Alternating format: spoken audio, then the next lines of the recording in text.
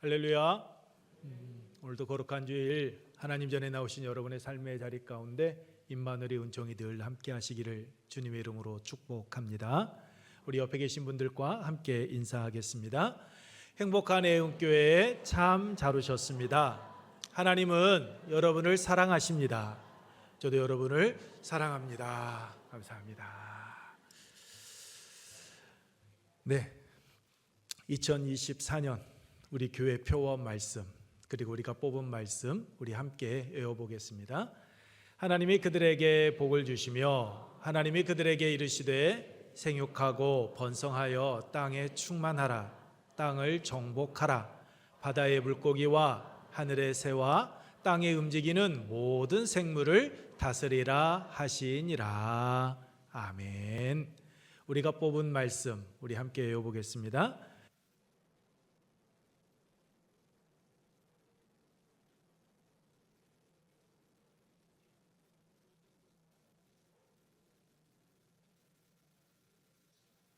아멘. 이 두 축복의 말씀이 2024년 한 해가 저물어가는 이때 우리의 삶의 자리 가운데에서 아름다운 열매로 맺혀질 줄로 믿습니다. 여러분들에게 강고 한 가지만 드리겠습니다. 할까 말까 고민을 하다가 지금 하게 되어지는 건데요. 다음 주에 체육대회가 있습니다. 그래서 혹시 여러분이 또 혼돈이 하실 것 같아서 이제 광고를 해야 되나 안 해야 되나 했는데, 오늘은 점심 식사가 제공되어지지만 다음 주에는 점심 식사가 제공되어지지 않는다라는 거 말씀을 드립니다. 그러니까 체육비 예배를 드리고 다음 주에는 경천 그 생활체육공원으로 여러분들께서 가셔서 전에 하셨던 것처럼 우리 교구 식구들과 함께 식사하시고 나눔의 시간들을 가지셨으면 좋겠습니다. 지난 금요일이었습니다. 역사적 트라우마를 직시하고 인간 삶의 연약함을 드러냈던 5.18 광주 민주화운동을 다룬 소년이 온다, 그리고 제주 4.3 사건을 다루었던 작별하지 않는다, 인간의 억압된 욕망과 인간 삶의 연약함을 다룬 그 채식주의자 등 다수의 책을 쓴 한강 작가가 한국인 최초로 노벨 문학상을 받았습니다. 아시아 여성 작가 최초로 받은 또한 문학상이기도 합니다. 한강 작가가 노벨 문학상을 받은 것 못지않게 여러분 한 이슈가 된 것이 있습니다. 그것은 여러분께서 언론을 통하여서 접한 것처럼 한강 작가가 쓴 채식주의자라는 이 책이 경기도 교육청에서 청소년 유해 성교육 도서로 분류되어 폐기되었다라는 기사였습니다. 저도 이 책을 2016년 영국 맨부커상을 수상했다라는 이야기를 듣고 저도 구입해서 한번 읽어보았었습니다. 읽어가는 동안 맨부커상 수상 사유에서 밝힌 것처럼 저 또한 그 책을 읽어가는데 굉장히 난감했습니다. 다 읽은 후에도 도대체 무엇을 말하는지 알 것 같은데 좀 애매한, 좀 난해하다라는 생각을 가졌습니다. 그리고 짧은 내용이었지만 그 성에 관한 이야기가 언급되어지고 있는데, 이번에 청소년 유해 성교육 도서로 분류해서 폐기했다라는 그 이야기를 들었을 때요, 솔직히 저도 공감했더랬습니다. 그리고 이사를 하면서 책을 정리하면서 이 채식주의자라는 책을 그냥 버려버릴까라는 그 생각도 가졌었습니다. 그런데 이번에 다시 한번 인간의 억압된 욕망과 인간 삶의 연약함과 사회적 기대와 충돌 등 인간 본성에 대한 깊은 통찰을 담고 있다라는 그 평론을 접하면서 알쏭달쏭 그러한 느낌을 받았습니다. 그러면서 평론가들이 남들이 좋다고 하니까 좋은 책인가 보다, 그냥 그렇게 생각을 하고 있습니다. 제가 설교를 준비하면서 생각하게 된 것은 다른 것이 아닙니다. 자신의 책이 청소년 유해 성교육 도서로 분류되어 학교 도서관에서 폐기되었다는 소식을 들었을 때 그 한강 작가의 마음이 어떠했을까라는 생각이었습니다. 뿐만 아니라 5.18 광주 민주화운동을 다룬 소년이 온다라는 책을 쓴 뒤에는 온갖 지원에서 노골적으로 배제되고 작가 가운데 블랙리스트에 올랐다라는 그것을 보았을 때 그의 마음 여러분 어떠했을까요? 작가로서의 자신의 직업에 대해서 아마 많은 생각을 하게 되었을 겁니다. 소신을 가지고 글 쓰는데 의미를 가지고 분명히 했겠지만 블랙리스트에 올라가고 유해 도서가 되어지고 착잡하지 않았을까 생각해 봅니다. 분명 한강 작가는 맨버커상을 받았을 때는 작가로서의 대단한 자부심을 가졌고 있었을 겁니다. 국민들로 사랑받는 그러한 대중작가의 꿈을 아마 꾸었을 것입니다. 희망에 부풀어 있었을 겁니다. 아제아제 발해아제를 쓴 아버지 한승원 작가의 뒤를 이어서 작가의 길을 가게 된 거 정말 나는 잘한 것 같아. 아버지 함자에 누가 되지 않는 딸이 되었다라는 그러한 자부심을 분명 가졌을 것입니다. 글 쓰는 일에 대해 의미를 부여하고 그 속에서 가치를 추구하며 아마 나아갔을 겁니다. 그런데 유해 도서나 쓰는 작가라는 닉네임이 붙고 블랙리스트에 자신의 이름이 올랐을 때 먹고 살기 위해 글을 쓰지 않았다 할지라도 아마 자신의 마음 가운데는 큰 상처로 남았었을 겁니다. 맨버커상을 받았을 때 가졌던 그 희망이 실상이 아닌 하나의 망상으로 이대로 끝나는 것은 아닌가라는 생각들, 이제 나는 작가로서 끝난 것은 아닐까, 이런저런 생각들을 그는 분명했을 겁니다. 그런데 그 모든 상처가 이번 노벨문학상 수상으로 한순간에 여러분 해결되었습니다. 보상을 받게 된 겁니다. 세계 무대에 자신의 이름을 알리고 이제는 대한민국을 넘어 세계가 인정하는 작가로 우뚝 서게 되었기 때문입니다. 자신의 책에 대해서 여러 가지 말들이 오고 가겠지만 그래도 이제는 자부심을 가지고 당당하게 이야기할 수 있는 이가 되었습니다. 글을 쓰면서 품었던 그 희망이 하나의 망상으로 그치지 않고 그의 삶의 자리에서 실상으로 열매로 맺혀지게 된 겁니다. 이렇게 한강 작가가 그 모든 어려움을 이겨내고 우뚝 설 수 있었던 이유가 무엇일까요? 그는 그 직업, 글 쓰는 일을 통하여서 의미를 부여했고 그 속에서 가치를 추구하는 그는 글을 써 나아갔기 때문입니다. 사람들의 인기에 영합하지 아니하고 자신에게 주어진 사명이 무엇인지 알고 그 길을 올곧게 걸어갔기 때문이죠. 여러분, 오늘 말씀을 보게 되면 예수님께서 자신들의 삶의 자리에서 최선을 다하는 삶을 살아가고 있는, 어찌 보면 자기 자신이 하고 있는 일에 대해서 의미를 부여하고 나아가고 있을 그 제자들을 부르시는 내용이 여러분 오늘 본문 말씀입니다. 여러분께서는 예수님의 부르심에 순종하고 따라간 이 제자들 어떻게 생각하십니까? 이 제자들의 모습이 여러분 온전한 정신 상태다라고 여러분 생각이 드십니까?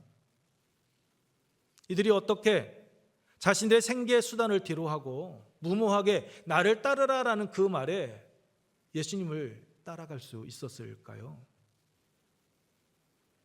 이유가 무엇이라고 여러분은 생각하십니까? 여러분께서는 제자들이 예수님의 부름을 받았을 때 그들의 나이가 어떻게 된다라고 생각하십니까? 우리는 누가복음 3장 23절에 예수께서 가르치심을 시작하실 때에 30세쯤 되시니라 라고 말씀하고 있듯이 최소한 예수님과 동년배이든지 아니면 예수님보다 나이가 더 많을 것이다 라고 생각을 합니다. 왜냐하면 우리들이 지금까지 보았던 성화, 그 영화를 보게 되면 어떻습니까? 예수님께서 주인공이니까 예수님을 부각시키기 위해서 그렇게도 행했겠지만 예수님의 얼굴은 참 젊습니다. 그런데 베드로를 비롯한 제자들의 모습은 어떻습니까? 털이요 덥수룩합니다.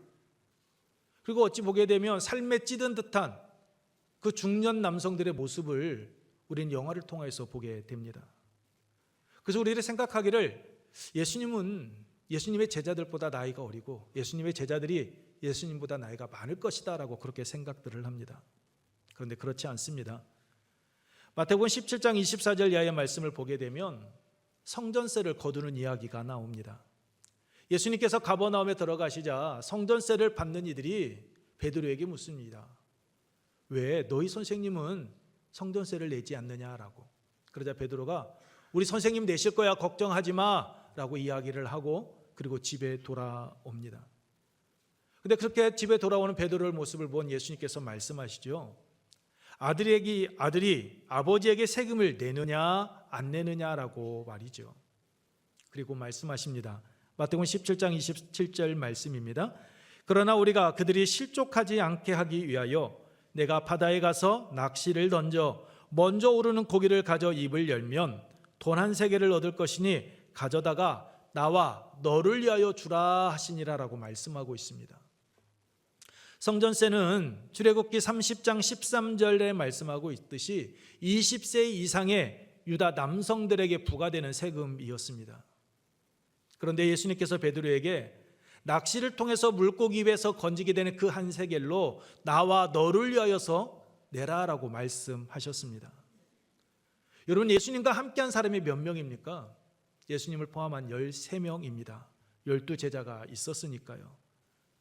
그런데 13명 가운데 성전세를 내야 할 사람은 예수님과 베드로 두 사람밖에 없었다라는 겁니다. 또한 그 당시 유다 남성들은 여러분 18세에서 22세 사이에 보통 결혼을 했다라고 합니다.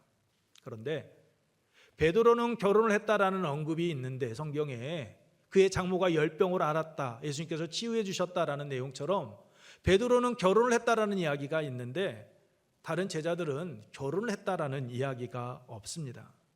무슨 말입니까? 베드로는 결혼했고 다른 제자들은 결혼하지 않았다라는 겁니다.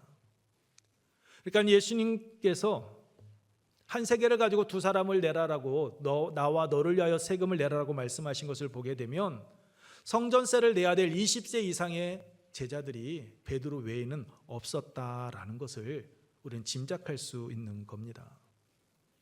오늘 말씀에 나오는 여러분 안드레, 야고보, 요한, 그러니까 이들은 아마 10대 중후반의 아이들이었다라는 거죠. 그런 자들이 예수님의 말씀에, 예수님의 부르심에 순종하고 따라간 겁니다. 한창 꿈을 꾸고 미래에 대한 청사진을 그리고 있을 때였습니다. 그래서 여러분 예수님을 따라갔을까요? 너 고기 잡는 일 그만해, 나를 따라오게 되면 내가 사람 낚는 어부를 되게 해줄게 라고 하셔서 그냥 예수님께서 주셨던 그 말씀이 그냥 자신들의 마음 가운데 기쁨으로 다가와서 아 그래, 이제는 내가 이 갈릴리 바다를 벗어날 수 있는 때가 되었다. 내가 이분만 따라가게 되면 이러한 총구석에서 내가 고기 잡는 인생이 아니라 내가 더 가치 있는 삶을 살아갈 수 있지 않을까라는 그런 큰 기대감, 포부심을 가지고 나아갔을까요?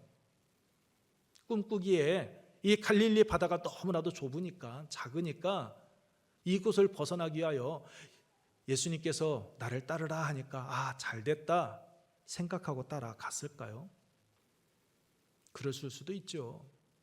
그런데 여러분 이 제자들의 선택을 보게 되면 결코 쉬운 일 아니었습니다. 제가 요즘 우리 어르신들께서 하셨던 말씀들 가운데 제 몸에, 제 피부에 확 와닿는 말씀이 있습니다. 그것은 다른 말씀이 아니라 사람은 기술이 있어야 돼. 사람은 기술이 있어야 돼. 이 말씀들이요 요즘에 제 가슴 가운데 확 와닿습니다.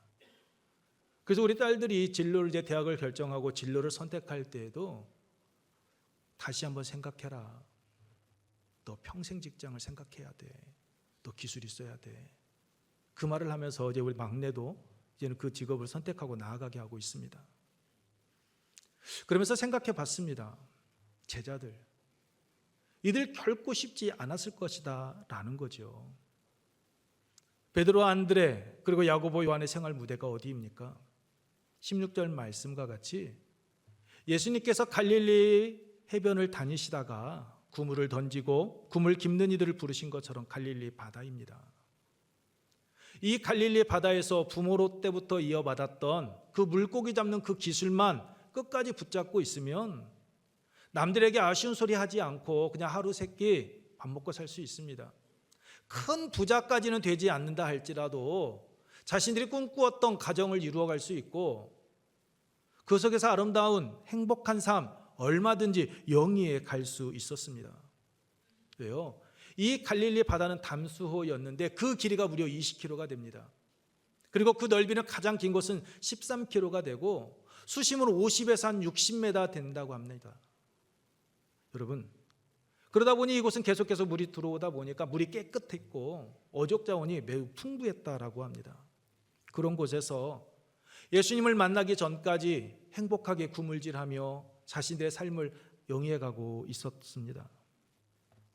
여러분, 20절에 보게 되면 그 아버지 세베대를 품꾼들과 함께 배에 버려두고 예수를 따라가니라라는 말씀을 통하여 알 수 있듯이 아버지에게 고기 잡는 기술을 전수받고 있었고, 여러분, 내일을 준비하는 어부의 자세, 이 그물을 깁는 그 모습들까지도 하나둘씩 다 배워가고 있었습니다. 이 고기 잡는 것이 자신의 삶의 전부였고 그냥 내일에 대한 걱정 없이 살아갈 수 있는 일이었습니다.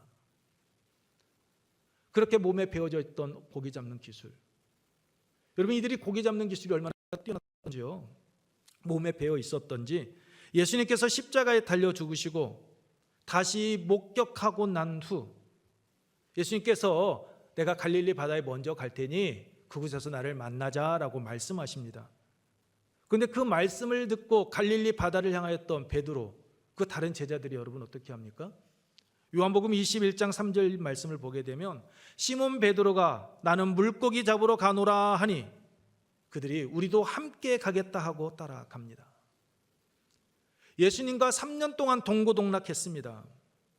뿐만 아니라 부활하신 예수님께서 갈릴리 바다에서 만나자고 해서 찾아간 곳이었습니다. 그런데 그곳에서 행한 일은 예수님을 찾고 예수님을 경건한 마음으로 기다리는 것이 아니었습니다. 갈릴리 바다를 보자 자신들의 몸이 반응을 한 겁니다. 어려서부터 고기 잡는 일을 보아왔고 그런 일이 자신들의 생업이었던 이들이요, 이 갈릴리 바다를 보자 몸이 반응을 해서 바다에 배를 띄우고 고기를 잡기 시작을 한 겁니다. 그들의 몸이 여러분 반응을 하였던 겁니다. 우리가 자전거를 탈 때를 여러분 한번 생각해 보십시오. 한번 어렸을 때 자전거를 탔던 사람은 수년간 자전거를 타지 않아도 여러분 나이가 들어서 자전거를 타도 어떻습니까? 처음엔 조금 휘청거릴 수는 있지만 중심을 바로잡고 자전거를 탑니다. 처음에는 위험한 것 같은데 어느 순간 반듯하게 가는 것을 여러분 보지 않습니까? 이와 같았던 겁니다.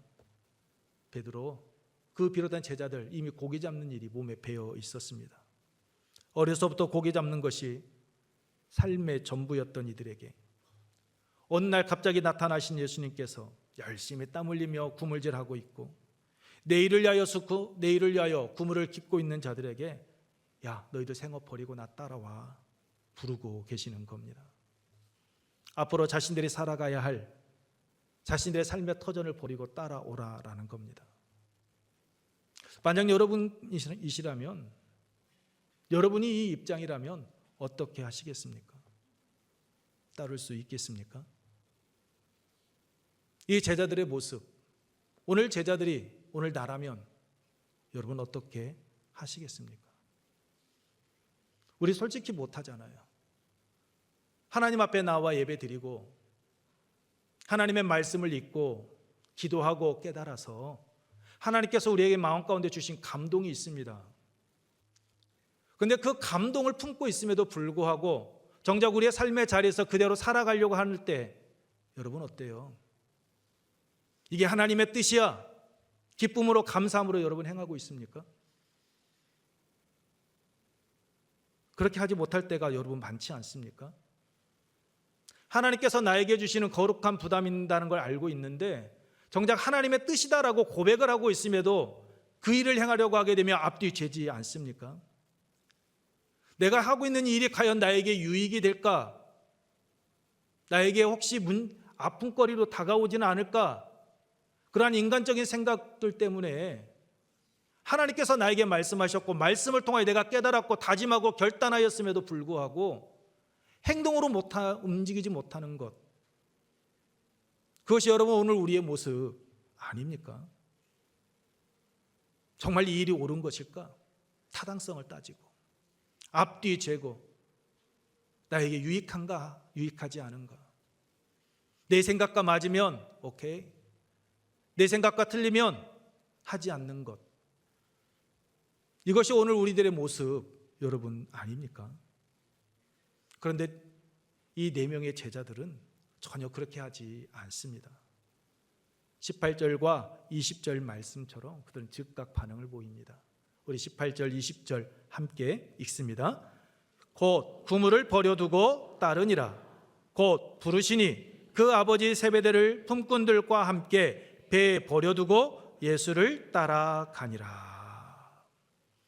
이들이 이렇게 쉽게 자신의 일을 버리고 예수님의 제안을 받아들이고 따라갈 수 있었던 이유가 무엇일까요?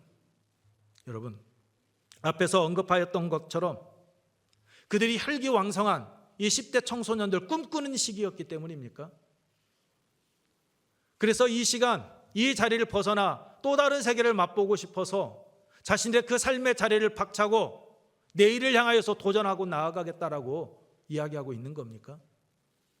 이 갈릴리 손바닥보다는 그래도 예수님을 따라가게 되면 다른 곳에서 내 꿈을 키울 수 있지 않을까라는 그런 기대감이 있었기 때문입니까? 아닙니다. 예수님께서 말씀하신 일에 대한 그 가치, 그 중요성을 여러분 깨달았기 때문입니다. 우리 함께 읽겠습니다. 우리 함께 읽습니다. 일에 대한 가치, 중요성을 알았기 때문입니다. 그렇습니다. 이 4명의 제자들이 예수님의 부르심 앞에 즉각적으로 반응할 수 있었던 것, 그것은 예수님께서 하신 말씀에서 일에 대한 가치, 그 중요성을 여러분 깨달았기 때문입니다. 요한복음 1장 35절 이하의 말씀을 보게 되면 안드레는 세례 요한의 제자였다라고 말씀하고 있습니다. 그래서 안드레는 세례 요한을 통하여서 예수님께서 메시아가 되신다라는 것을 이미 들어 알고 있었습니다. 그 사실을 아마 안드레는 그의 형 베드로에게 이야기해 주었을 겁니다. 그리고 누가복음 5장에 나오는 예수님의 권위 있는 말씀과 2배 가득 차게 물고기를 잡는 그 경험을 하였던 이 베드로는 안드레가 세례 요한을 통하여서 들려주었던 예수 그리스도에 대한 이야기가 거짓이 아니구나.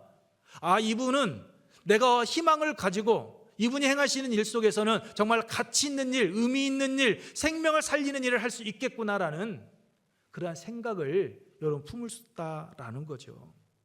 그래서 나를 따라오라라는 그 말씀에 베드로, 안드레는 즉각적으로 순종을 하고 나아간 겁니다. 여러분, 여기서 따라오라라는 이 말씀에서 이 오라라는 말은 여러분 듀테라는 단어를 쓰고 있는데 이리로 오라라는 말입니다.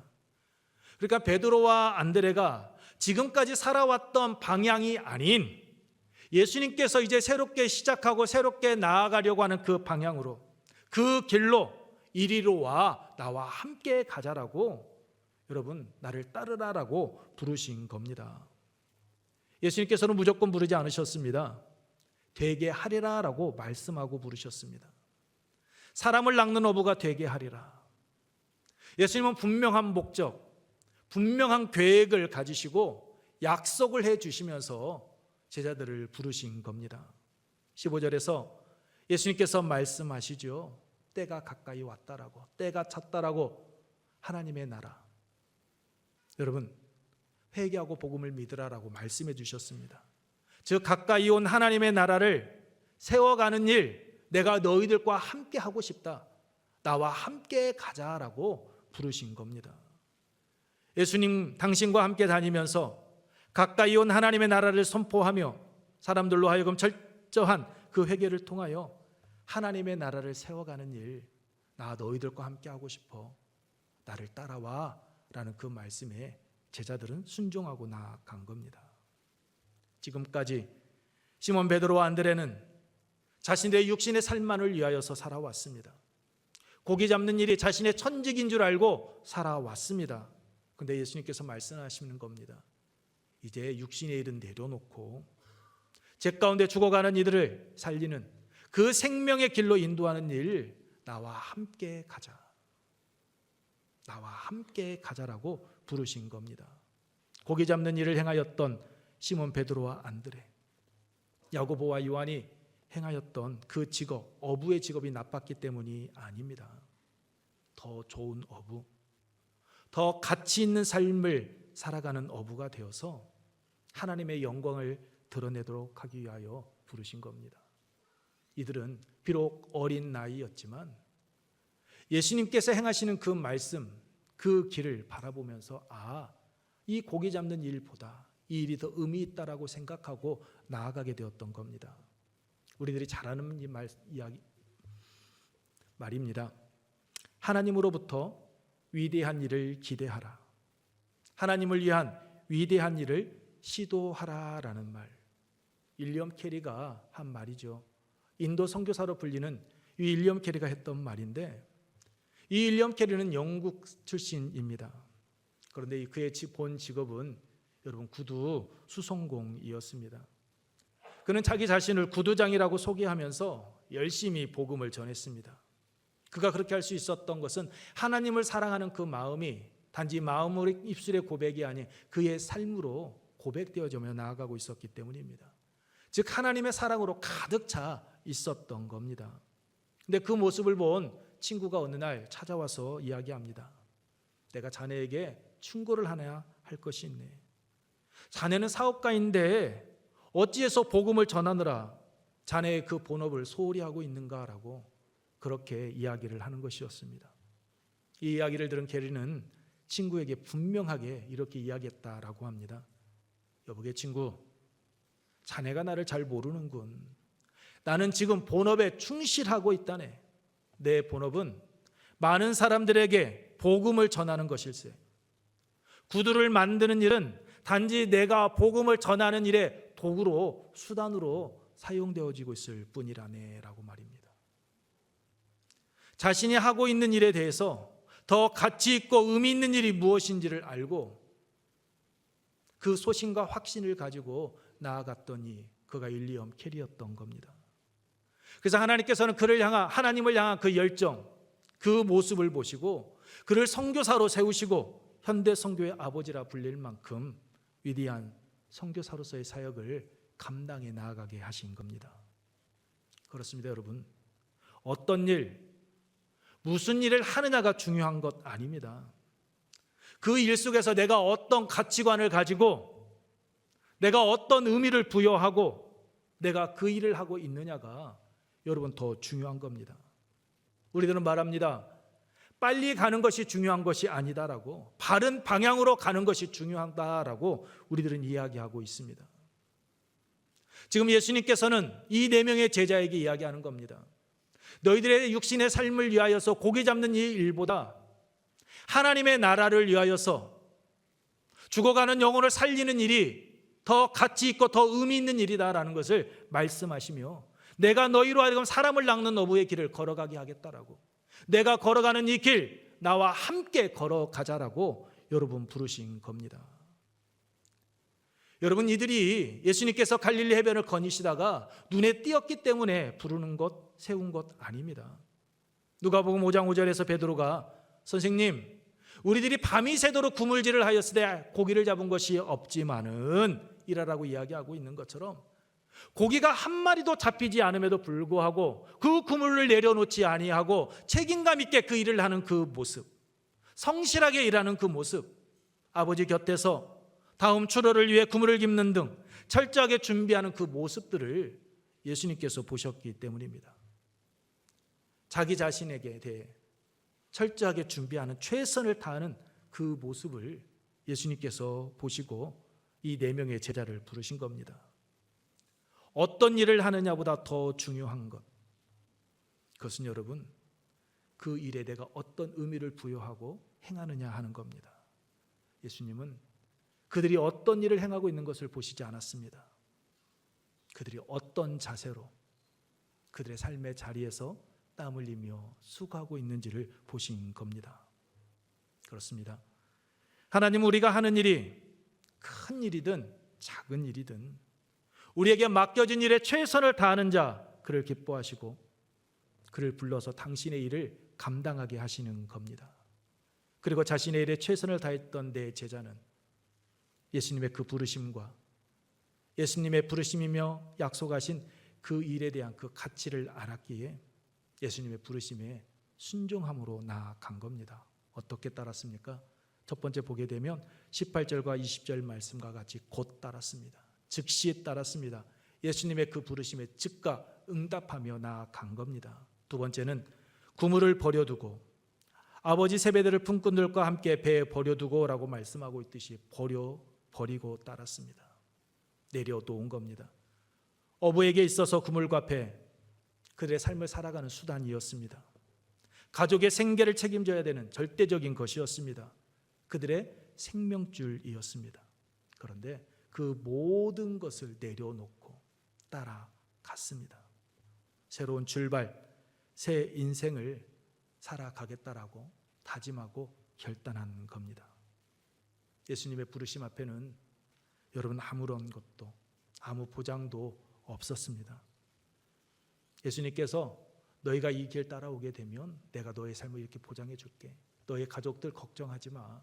내 말 따라오게 되면 너희 가족들 다 내가 책임져 줘. 그런 말씀하지 않습니다. 그럼에도 예수님의 부르심에 모든 것을 걸고 여러분 나아간 겁니다. 예수님을 따르는 일에 자신의 모든 것 내려놓고 포기할 만큼 예수님께서 말씀하신 하나님의 나라를 위한 사역이 가치 있고 의미 있고 보람된 일이다라는 것을 그들은 깨달았기 때문입니다. 그래서 결단을 내리고 따라가니라 라는 말씀처럼 예수님과 함께 나아가게 된 겁니다. 죽어가는 영혼을 살리기 위한 그 일에 자신들의 몸을 내놓은 겁니다. 삶의 우선순위, 가치를 하나님의 나라에 두었습니다. 예수님의 부르심에 즉각 응답하며 따라간 제자들의 모습이 오늘 이 시간 하나님 전에서 예배를 드리고 계시는 우리 애흥교회, 오늘 우리의 삶의 모습이기를 축복합니다. 그래서 우리의 삶을 통하여서 죽어가는 영혼이 주님을 만나 새 생명을 얻고 하나님의 영광을 드러내는 그러한 기쁨이 우리의 삶 가운데 함께하기를 축복합니다. 말씀을 마치겠습니다. 여러분, 하나님의 부르심에는 결코 후회하심이 없습니다. 실수가 없습니다. 그러므로 오늘 여러분을 이 예배의 자리로 인도하신 하나님, 예배의 자리로 부르신 그 하나님의 신실하심, 그 놀라운 계획하심을 믿고 여러분 가장 좋은 길로, 가장 안전한 길로 인도하여 주실 그 주님을 찬양하며 감사와 순종함으로 나아가시기 바랍니다. 시편 107편 35절 이하의 말씀과 같이 여러분의 삶의 자리가 비록 광야와 같다 할지라도 그 광야가 변하여 못이 되게 해 주실 것이고 마른 땅이 변하여 샘물이 되게 하신 것처럼 여러분의 삶의 자리가 옥토가 되어줄 수 있도록 하나님께서 은혜 위에 은혜를 더하여 주실 것입니다. 하나님께서 이삭에게 르호봇의 은혜를 통하여서 그의 삶의 지경을 점점 넓혀가게 하셨던 것처럼 여러분의 삶도 그러한 르호봇의 은혜, 번성하는 삶을 살아갈 수 있도록 은혜 베풀어 주실 것입니다. 이 은혜가 오늘 주님의 부르심에 아멘으로 응답하며 하나님의 영광을 위한 삶을 살아가실 그렇게 다짐하시는 우리 애흥교회 여러분의 삶의 자리 가운데 임하시기를 주님의 이름으로 축복합니다. 이제 우리 함께 하나님의 부르심이라는 곡 찬양하며 기도하도록 하겠습니다. 기도할 때 하나님의 부르심에는 결코 후회하심과 실수가 없음을 믿고 가장 좋은 길로 안전한 길로 인도하여 주실 신실하신 하나님의 그 놀라운 계획하심을 신뢰하고 주님을 찬양하며 감사와 순종하는 삶 살아가게 하옵소서라고 우리 함께 찬양 후 기도하도록 하겠습니다.